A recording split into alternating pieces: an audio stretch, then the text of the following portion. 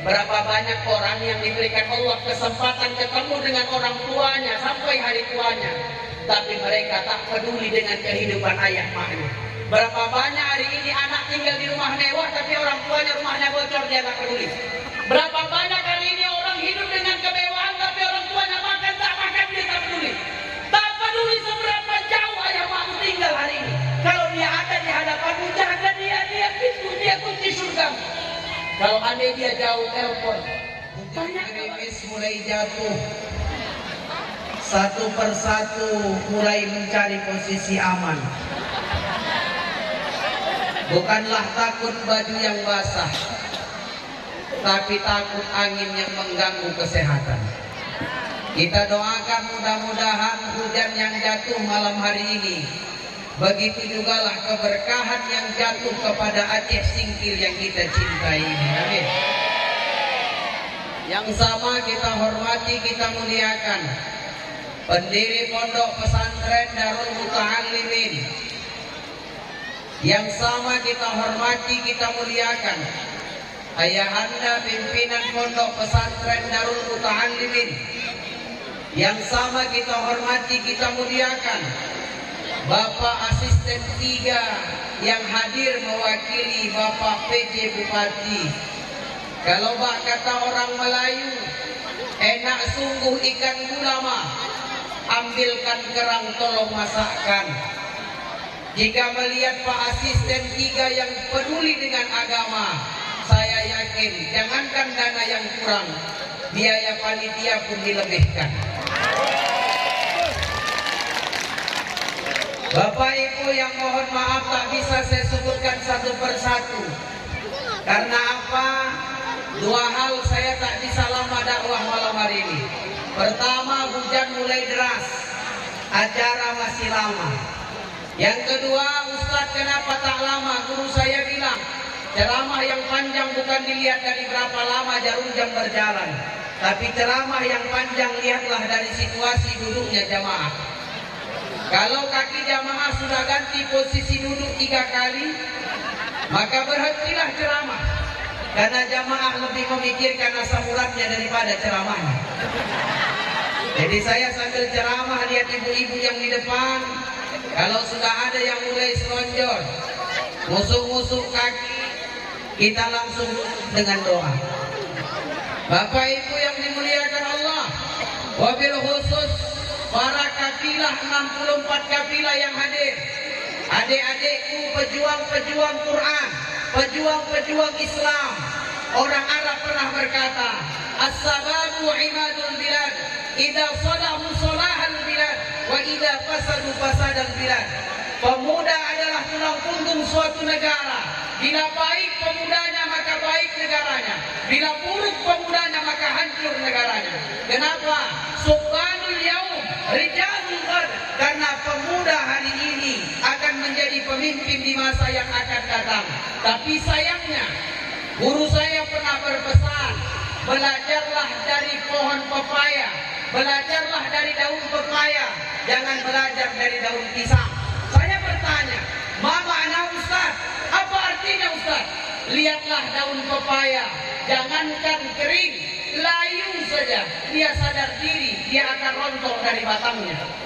Tapi lihatlah daun pisang, jangankan layu, kering pun masih lengket di batangnya. Bahkan ketika ditarik pun tak lepas. Apa maksudnya Ustaz? Fenomena hari ini bukan anak-anak muda yang tak bisa maju, bukan anak-anak muda yang tak bisa berkarya, tapi yang tuanya tak mau gantian.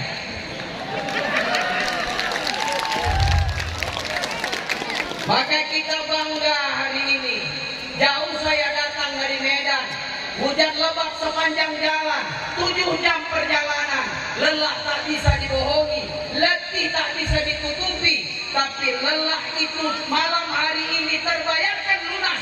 Karena malam hari ini Allah hadirkan saya di tengah orang-orang soleh, calon penghuni surga semuanya. Amin. Surga itu disiapkan Allah. Dalam Quran Allah katakan, wasari'u ila maghfiratin min rabbikum wa jannatin arduha as-samawati wal ardh u'iddat lil muttaqin. Dan bersegeralah kalian kepada ampunan Tuhanmu dan kepada surga yang luasnya seluas langit dan bumi. Uiddat lil muttaqin. Surga itu telah Allah siapkan bagi orang-orang yang bertakwa. Siapa itu? Pertama, alladzina yunfiquna fis sarra'i wad dharra. Orang-orang yang mau menafkahkan sebagian hartanya, baik ketika dalam keadaan lapang ataupun dalam keadaan sempit. Hari ini berapa banyak orang yang mereka dititipkan Allah harta yang banyak. Berapa banyak orang yang Allah titipkan kekuasaan yang tinggi, tapi terkadang hartanya dia habiskan hanya untuk dunia. Ibu-ibu yang sudah punya anting-anting sepasang, beli yang lebih besar, bahkan lebih banyak dia beli. Punya kalung yang besar, satu dia beli 2. Gelang 5 dia beli 10. Simpan di lemari banyak-banyak. Rupanya meninggal. Suami nikah lagi. Siapa yang pakai mas dulu? Secinta-cintanya suami takkan ikut masuk ke liang lahat ketika jenazah kita dipendam di liang lahat, betul? Nangis dia hanya 1-2 hari. Hari ketiga dia sudah CLBK dengan mantan yang lama. Makanya ada ungkapan berkata, tiada lagi gunanya harta, kawan karib, sanak saudara. Tiada lagi gunanya harta, kawan karib, sanak saudara. Jikalau ada amal di dunia, itu menjadi pembela kita. Maaf ibu, berapa banyak hari ini orang lebih sibuk mempercantik wajahnya daripada mempercantik ibadahnya, betul pak? Ibu-ibu mana lebih banyak dikeluarkan dana setiap bulan?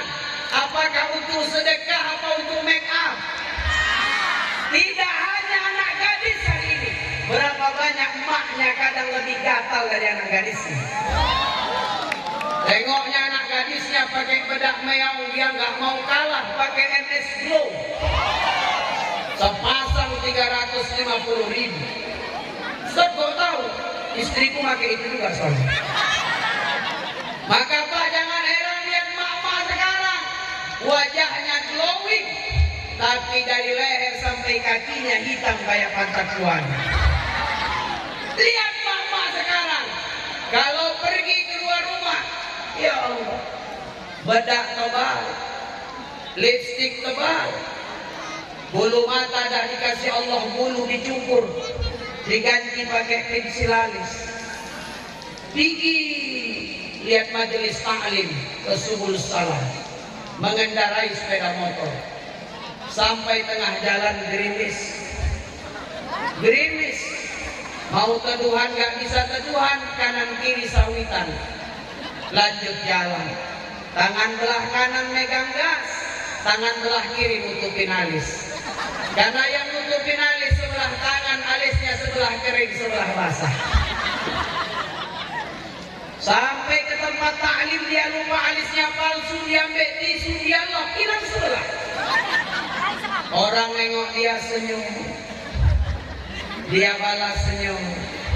Lama-lama dia penasaran kok semua orang nengok dia senyum. Diambilnya tasnya, dikeluarkannya senjata rahasianya. Apa senjata rahasianya bu? Cermin. Cermin sama kaca itu beda. Semua cermin terbuat dari kaca, tapi tak semua kaca bisa dibuat bercermin. Kenapa senjata rahasia perempuan itu cermin Ustaz? Karena kata orang Arab al-mar'ah kal-mir'ah, sifat perempuan itu seperti cermin. Apa sifatnya cermin? Cermin itu kalau jatuh pecah, kalau pecah bisa disatukan lagi, bisa, tapi bekas pecahnya tidak bisa dihilangkan. Itulah sifat perempuan. Perempuan itu makhluk yang mudah memaafkan tapi sulit melupakan. Maka wajarlah kalau kemuliaan makhluk diletakkan pada wanita. Lihat sejarahnya ketika Allah Subhanahu wa taala ciptakan Adam di dalam surga, diletakkan dengan segala kenikmatan. Adam berkata, "Ya Allah, kasih aku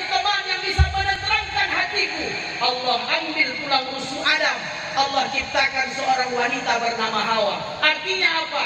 Pada dasarnya seorang perempuan diciptakan dari tulang rusuk, tapi fenomena hari ini berapa banyak perempuan sanggup jadi tulang punggung dalam keluarganya. Dia berjuang setengah mati, dia jadi ayah, dia jadi ibu. Mana suaminya? Suaminya melepaskan tanggung jawabnya dan banyak suami hanya meminta haknya. Suami kerja, tapi uangnya hanya sibuk untuk beli rokok. Itu yang rokok. Belum yang main skater lagi. Beli chip. Astagfirullah. Makanya kalau ada anak-anak yang hebat, yang menerima prestasi, saya sering bilang, jangan tanya siapa ayahnya, tapi tanya siapa maknya. Karena pengorbanan emak itu luar biasa. Tak percaya? Lihat perempuan. Lihat perempuan. Ketika berkumpul di majelis taklim sekalipun, ketika dia diberikan makanan sepiring, makanan itu tak akan dia makan sebelum dia pastikan ada bungkusan bawa pulang apa tidak. Ditengoknya ke dapur, ada bungkusan, dipanggilnya yang punya rumah. Oh bu, ada plastik. Oh enggak dimakan, kenyang. Padahal bukan kenyang, tapi dia mikir aku di sini enak-enakan makan enak, anakku di rumah makan apa. Itu hebatnya perempuan. Makanya mulai malam hari ini bapak jangan pernah tanya kenapa ibu-ibu itu kalau pergi undangan, pergi arisan sering bawa tas besar. Untuk apa tas besarnya Ustaz? Supaya bisa ngerodoin makanan. Perempuan itu hebat. Maka tak salah apa kata Rasulullah, al-jannatu tahta aqdamil ummahat. Surga itu diletakkan di bawah telapak kaki ibu. Surga itu diletakkan di bawah telapak kaki ibu. Dan malam hari ini saya berani pastikan, seluruh ibu di dunia ini adalah wanita.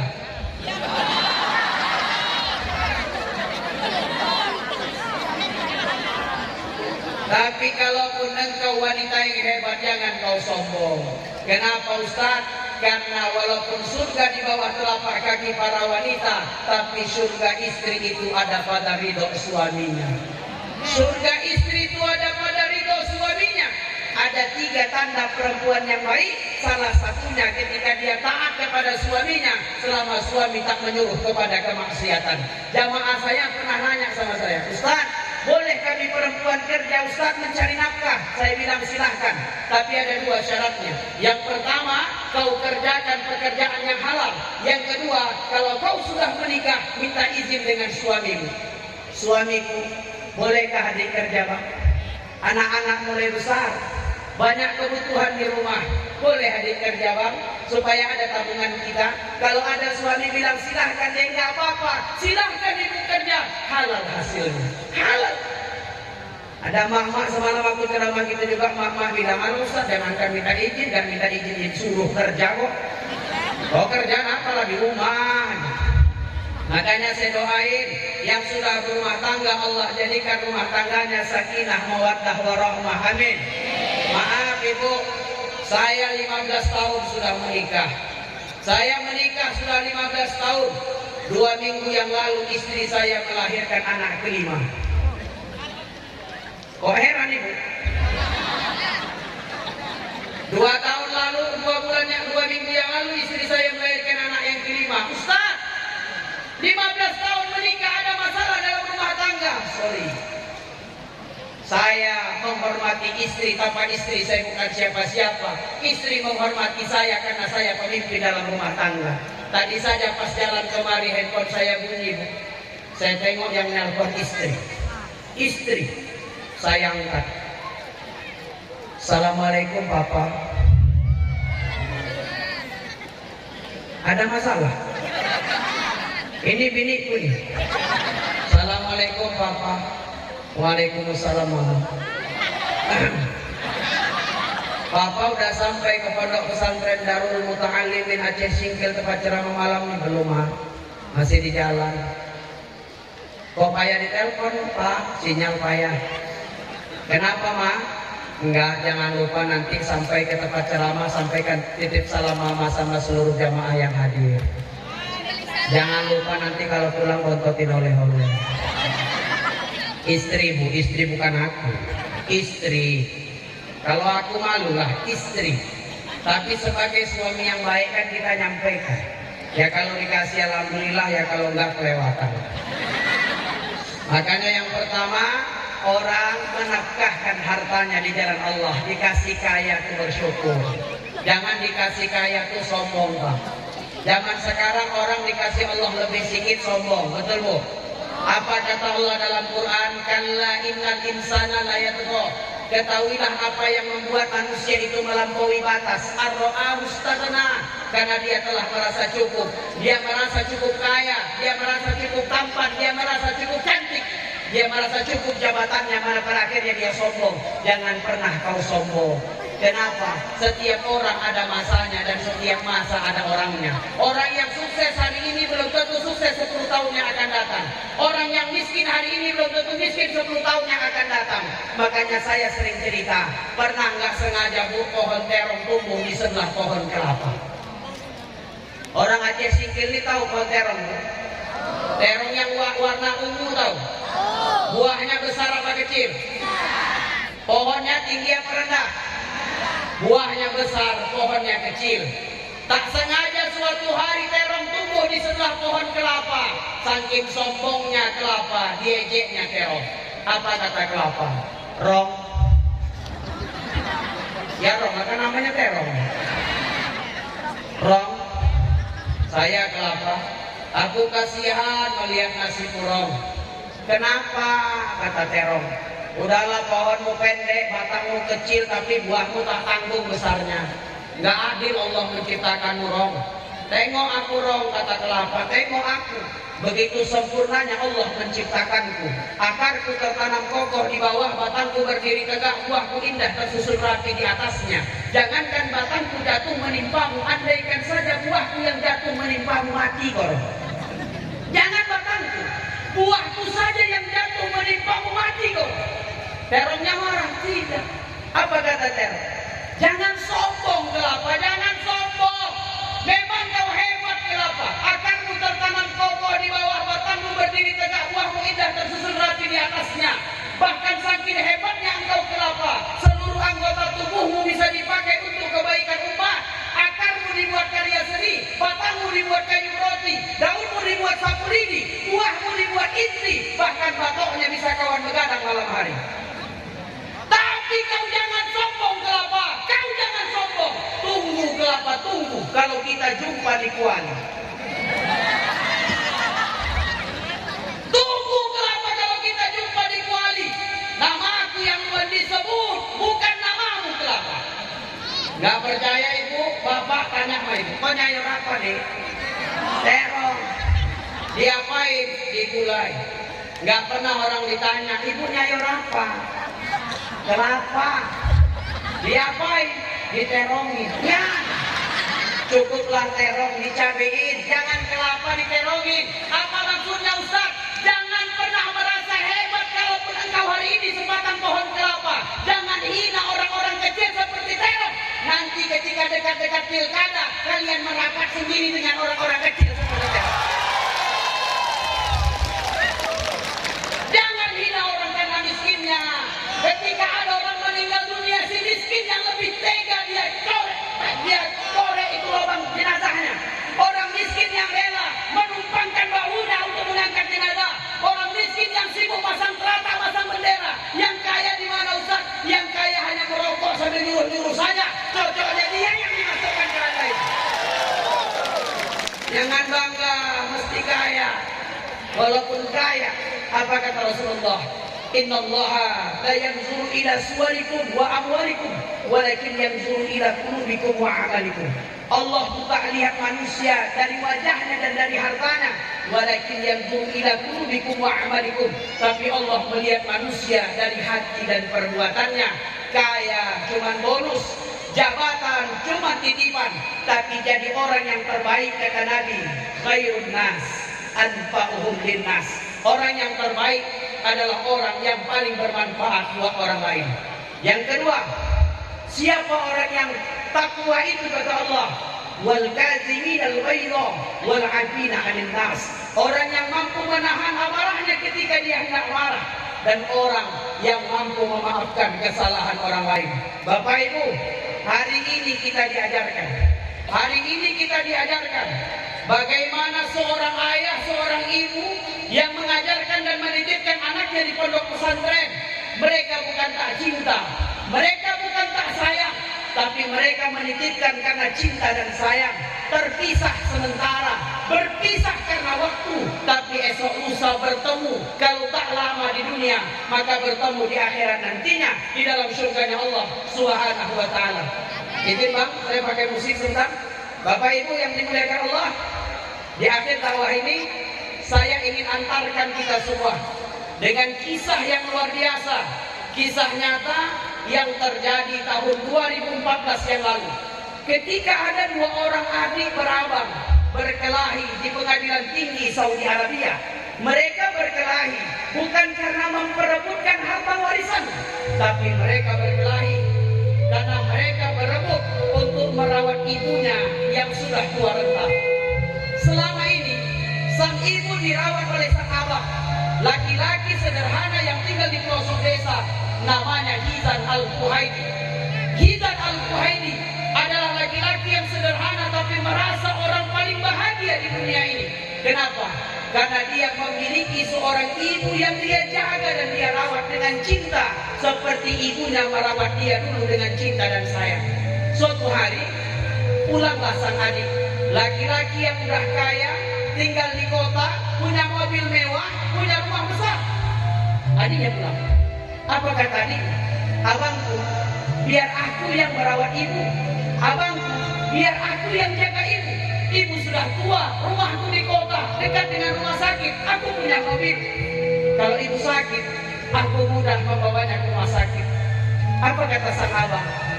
Jangan adikku, kau punya segalanya, aku tak punya segalanya. Tapi satu yang membuatku menjadi manusia paling beruntung di dunia, karena Allah menitipkanku seorang ibu yang bisa kujaga dengan cinta dan sayang. Adiknya tak terima. Adiknya mengajukan gugatan ke pengadilan tinggi Saudi Arabia, dan pengadilan tinggi Saudi Arabia memutuskan bahwa adiknya yang lebih berhak menjaga ibunya dengan alasan adiknya tinggal di kota dan dekat dengan rumah sakit. Bapak Ibu yang dimuliakan Allah, kisah Hizan Al-Kuhaidi menjadi pelajaran buat kita. Hari ini, ketika orang tua kaya anak jadi raja, tapi ketika anak yang kaya, orang tua jadi pembantu di rumah anaknya sendiri. Satu orang tua bisa menyekolahkan 3, 4, 5 bahkan 6 anaknya, tapi satu orang tua tak bisa dijaga anak menjelang hari tua, menjelang kematiannya. Coba lihat ketika anak yang sakit, ayah masih membawanya ke rumah sakit. Di hadapan dokter, dokter berkata, anak bapak sakit parah pak, biayanya besar. Dengan lantang ayah berkata, dokter, obati anak saya berapapun biayanya. Kami punya tabungan, kami punya emas yang bisa dijual, kami punya motor yang bisa dijual, kami punya rumah yang bisa digadaikan. Obati anakku, yang penting dia bisa tersenyum di esok hari. Itu kalau anak yang sakit. Tapi kalau orang tua yang sakit, kepada siapa dia datang? Dia datang sama anak laki-lakinya tak peduli dengannya. Dia datang kepada anak perempuannya tak punya kuasa untuk membantunya untuk berobat. Bapak Ibu yang dimuliakan Allah Subhanahu wa ta'ala, kalau hari ini Allah masih izinkan engkau bertemu dengan kedua orang tuamu, bahagiakan mereka. Nanti kalau mereka sudah tak ada, kau bangunkan rumah yang mewah, tak ada artinya mereka tak bisa berteduh di rumah itu. Kau beli mobil yang megah, percuma mereka tak bisa menumpang berjalan dengan kendaraan itu. Kau berikan uang yang banyak, percuma dia tak bisa belanja dengan uang itu. Tapi hari ini,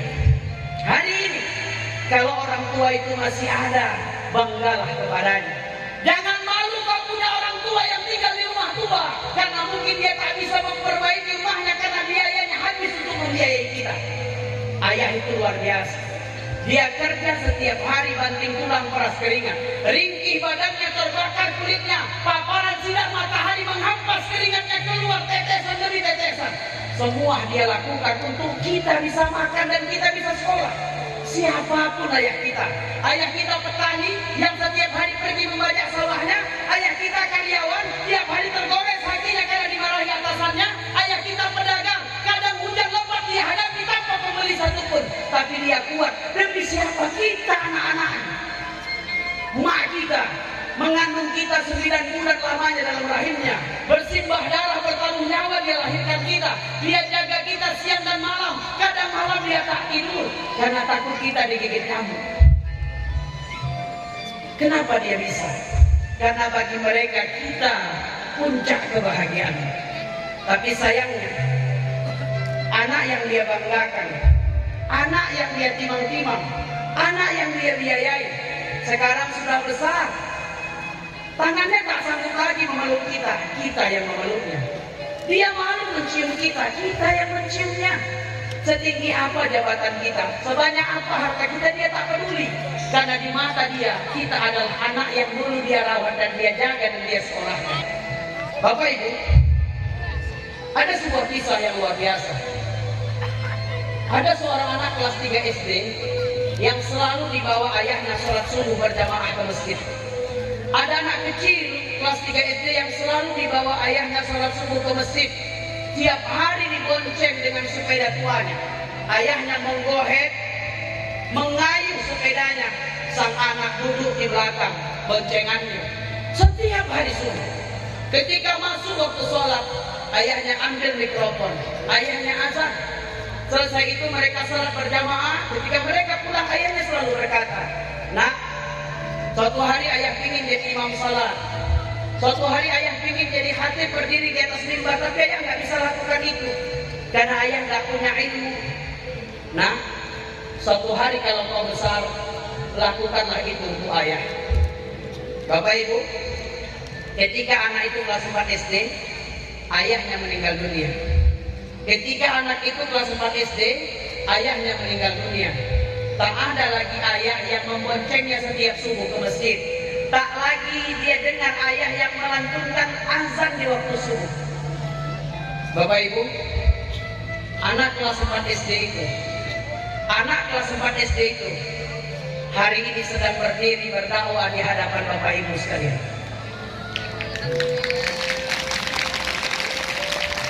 Saya anak yang dari kecil ditinggal sama ayah saya. Dia meninggal dunia ketika saya kelas 4 SD. Pada saat itu saya menangis. Saya bilang, "Ya Allah, di mana letak adil?" Kawan saya mau sekolah, dia minta jajan ada ayahnya, minta baju baru ada ayahnya, minta sepatu baru ada ayahnya, minta buku ada ayahnya. Aku nggak ada. Hatiku sedih. Tapi jujur, saya lebih sedih melihat hari ini. Berapa banyak orang yang diberikan Allah kesempatan ketemu dengan orang tuanya sampai hari tuanya, tapi mereka tak peduli dengan kehidupan ayah maknya. Berapa banyak hari ini anak tinggal di rumah mewah, tapi orang tuanya rumahnya bocor, dia tak peduli. Berapa banyak hari ini orang hidup dengan kemewahan, tapi orang tuanya makan tak makan, dia tak peduli. Tak peduli seberapa jauh ayah makmu tinggal hari ini. Kalau dia ada di hadapanmu, jaga dia pintu, dia kunci surga. Kalau andai dia jauh, telepon, tanya kabarnya. Ini mau Ramadan, telepon dia. "Ayah, apa kabar? Ada beras ya? Untuk dimasak untuk sahur nanti? Ada makanan ya untuk dimakan ketika berbuka? Tidakkah ingat dulu kita ketika bulan puasa? Ibu yang selalu bangunkan kita sahur, sahur. Ibu bangun jam 2 malam untuk memasakkan kita sahur. Ayah pulang bawa makanan, kumpul duduk dengan kita. Lalu dia makan buka puasa dengan kita. Bahkan terkadang dia hanya makan sedikit, biar kita dapatnya banyak. Tidakkah pengorbanan itu harusnya cukup untuk membuat kita berbakti dengan ayah mak kita? Bapak Ibu yang dimuliakan Allah, muliakan orang tuamu. Kalau engkau ingin dimuliakan Allah Subhanahu wa Ta'ala. Dulu di zaman Nabi, ada seorang laki-laki bernama Uwais Al-Qurni. Rasulullah tak pernah bertemu dengan Uwais, tapi Rasulullah sangat mencintai dan menyayangi Uwais. Bukan karena Uwais itu kaya, bukan karena dia berpangkat. Uwais laki-laki miskin, bahkan dia punya penyakit sopak di kulitnya. Kenapa Rasulullah mencintainya? Padahal Rasulullah tak pernah bertemu dengannya. Karena apa? Karena Uwais memiliki seorang ibu dan dia sangat mencintai ibunya. Suatu hari ibunya berkata, "Uwais, ibu ingin berangkat ke Mekah, nak. ibu ingin melaksanakan ibadah haji. Uwais nggak tahu dengan apa diberangkatkannya ibunya. Harta dia nggak punya, onta dia nggak punya. Uwais tabung sedikit demi sedikit uangnya. Dia beli anak seekor domba. Dia gendong anak domba itu tiap hari naik bukit turun, bukit naik bukit turun bukit. Orang menyangka Uwais sudah gila. Tapi ternyata Uwais ingin melatih kekuatan tangan dan bahunya agar sanggup menggendong ibunya untuk melaksanakan ibadah haji. Sampai di musim haji, Uwais gendong mamanya ke Mekah. 3 bulan lamanya, bahkan bahunya sampai lecet dan berdarah karena lamanya menggendong ibunya ke Mekah. Setelah itu kabar itu disampaikan kepada Rasulullah. Ya Rasulullah, sungguh Uwais Al-Qurri telah menggendong ibunya ke Mekah ya Rasul. 3 bulan lamanya, bahkan bahunya sampai lecet dan berdarah karena lamanya menggendong ibunya ke Mekah. Sudahkah semua itu impas? Sudahkah semua itu impas kalau dia mau membayar kasih sayang yang diberikan orang tuanya kepadanya? Apa kata Rasulullah? Jangankan seorang anak menggendong orang tuanya ke Mekah, andai ada anak yang menggendong orang tuanya mengelilingi besarnya dunia ini, semua itu tak cukup kalau mereka mau membayar kasih sayang dan cinta yang diberikan orang tua kepada anak-anaknya. Bapak Ibu, di akhir dakwah ini, mari kita tadahkan tangan kita, berdoa buat ayah mak kita yang sudah berkorban segalanya buat kita.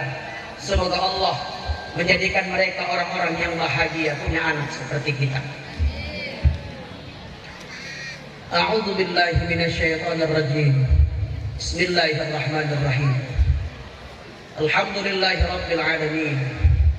Wassalatu wassalamu ala asrafil anbiya'i wal mursalin wa ala alihi wa ashabihi rasulillahi ajma'in. Ya Allah ya Rabb, kami lahir dari rahim siapa itu takdirmu. Ayah kami siapa itu takdirmu ya Allah. Ya Allah, jadikan kami orang-orang yang bangga dengan kedua orang tua kami, seperti orang tua kami yang bangga punya anak seperti kami. Ya Allah, kalau hari ini orang tua kami masih ada, sehatkan dia, panjangkan umurnya.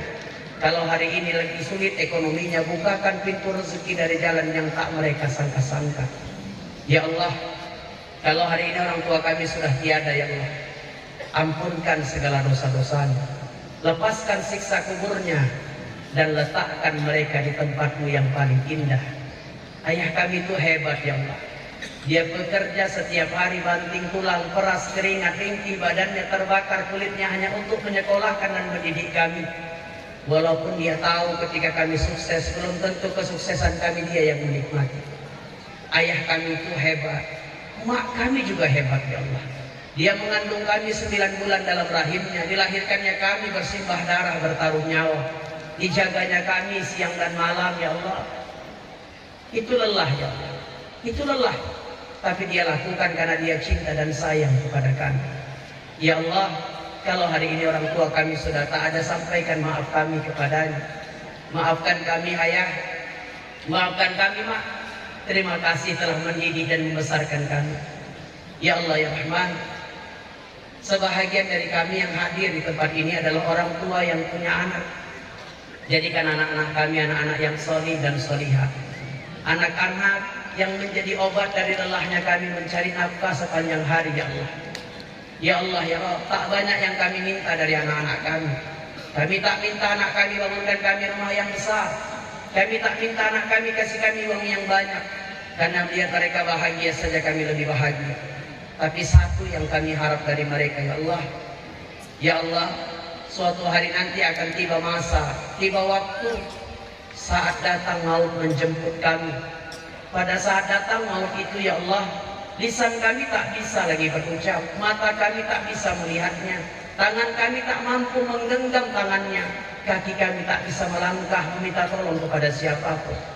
Ya Allah, ketika datang maut menjemput kami, izinkan tangan anak kami yang memandikan jenazah kami ya Allah, agar tak terbuka aib andai ada aib di tubuh ini. Izinkan tangan anak kami yang membalutkan kain kafan di tubuh kami, sebagai balas budi mereka kepada kami, karena kami yang memakaikan pakaian mereka ketika mereka kecil tak bisa pakai pakaian sendiri. Ya Allah, ketika jenazah kami ditelentangkan hendak disolatkan, Izinkan kami melihat anak laki-laki kami yang berdiri sebagai imam salatnya. Dia akan tadahkan tangannya mohonkan ampunan buat kami. Ya Allah, ketika jenazah kami tidak dimasukkan ke liang lahat, izinkan tangan anak laki-laki kami menjadi tangan terakhir yang meletakkan jenazah kami. Pelan-pelan dia letakkan.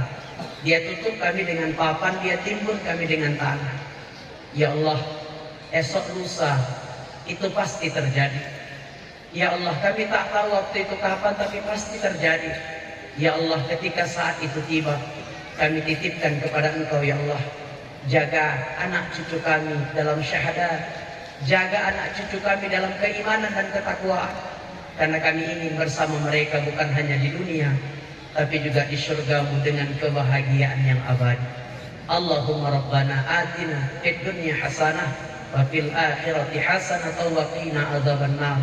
Wa sallallahu wasallam alaihi walhamdulillahi rabbil alamin. Taqabbalallahu minkum. Terima kasih. Mohon maaf salah dan khilaf.